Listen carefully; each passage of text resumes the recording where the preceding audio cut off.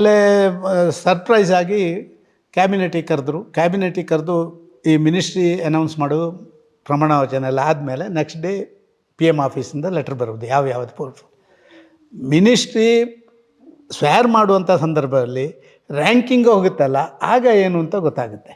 ನಿಮ್ಮನ್ನು ಮೊದಲು ಕರೆದ್ರು ಅಂದರೆ ನಾನು ಫಿಫ್ತ್ ರ್ಯಾಂಕ್ ನಂದು ಬಂತು.